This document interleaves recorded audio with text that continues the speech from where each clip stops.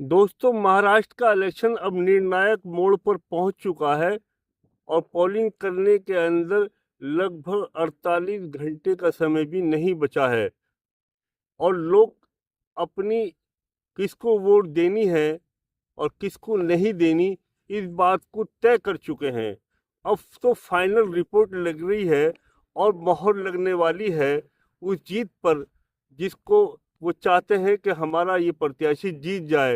यानी पूरा महाराष्ट्र जो है आज दो धड़ों में बटा हुआ आ रहा है, यानी महायुति और महाविकास अघाड़ी की तरफ। अगर महाविकास अघाड़ी की बात करें तो महाविकास अघाड़ी का समीकरण बहुत ज़बरदस्त बनता दिखाई दे रहा है।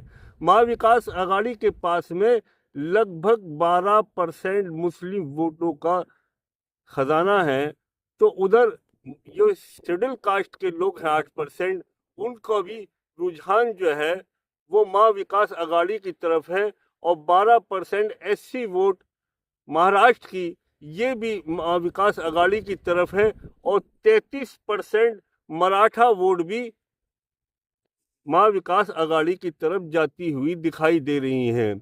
महाविकास अघाड़ी इसलिए भी बहुत बड़ी मात्रा में जीतती हुई नजर आ रही है क्योंकि किसान का वोट जो है वो महाविकास अघाड़ी की तरफ ही जा रहा है।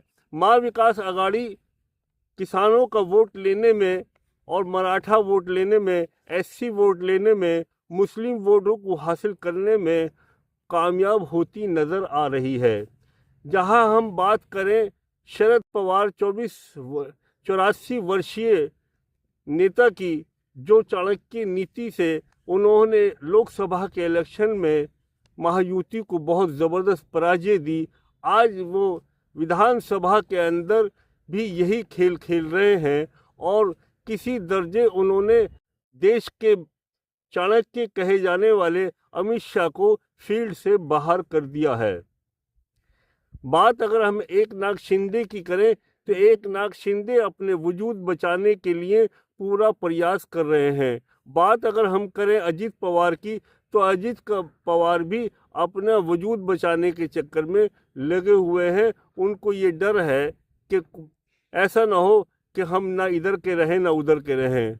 अगर हम बात करें देवेंद्र फडणवीस की तो देवेंद्र फडणवीस के ऊपर भाजपा ने पूरी जिम्मेदारी इन पर सौंपकर दिल्ली लौट गए हैं और इस टाइम असल में जो फंसे हुए हैं वो देवेंद्र फडणवीस फंसे हुए हैं कि वो करें तो क्या करें। उनकी बात ना तो एकनाथ शिंदे मानते हैं और ना ही अजित पवार उनकी बात को मानते हैं, बल्कि अजित पवार से तो उनका 36 का आंकड़ा हो चुका है। तो इस तरह से देखा जा रहा है कि महायुति के अंदर इस तरह की बगावत से मायूसी की लहर दौड़ पड़ी है। इसी वजह से राष्ट्रीय स्तर के नेताओं ने भी सोच लिया है कि यहाँ पर इन लोगों की लड़ाई को सुलझाना एक नामुमकिन सी बात बन चुकी है। उधर किसानों की कपास का पैसा पूरा न मिलने की वजह से, सोयाबीन की फसल का पैसा न मिलने की वजह से, लागत से भी कम पैसा मंडियों से वसूल होने की वजह से और सरकार के द्वारा किए गए वादों को पूरा न किए जाने की वजह से किसी दर्जे महाराष्ट्र का किसान जो है वो बुरी तरह से सरकार से खफा है, नाराज़ है और उसकी नाराज़गी इस दर्जे है कि किसानों ने महायुति के किसी भी उम्मीदवार को अपने क्षेत्र में घुसने की इजाज़त ही नहीं दी है। तो इस अनुमान से लगाया जा रहा है कि लगभग पूरा किसान समुदाय, किसान और Muslim vote, SC vote, schedule caste vote, Maratha vote, ये टोटल समीकरण जो बन रहा है वो महाविकास अघाड़ी की तरफ जा रहा है। महाविकास अघाड़ी को अगर जोड़ा जाए इन सबको तो लगभग 65% महाविकास अघाड़ी की तरफ वोट पहुंच रहा है, बाकी में सब हैं। तो इससे अंदाज़ा लगाया जा रहा है कि 23 तारीख को जो परिणाम निकल कर आएंगे उसमें लगभग 165 सीट की उम्मीद है कि महाविकास अघाड़ी के पास में 165 सीट आ जाएं और 165 सीट पे ही वो सरकार बनाना संभव है। यदि महाविकास आघाड़ी के पास में 144 या 142, 145 या 146 भी आती हैं, तब भी महाविकास आघाड़ी को सरकार बनाना बड़ा मुश्किल काम होगा, क्योंकि बड़े बड़े चाणक्य माइंड के लोग पड़े हैं।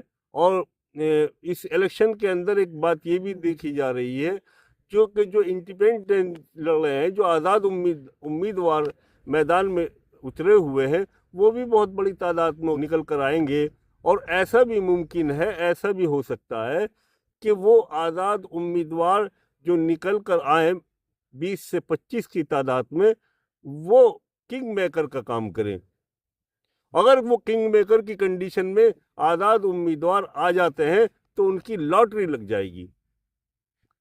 और बहुत बड़ी, भारत के इतिहास में इतने महंगा कभी विधायक नहीं बिका होगा जितना कि महाराष्ट्र के अंदर बिकेगा।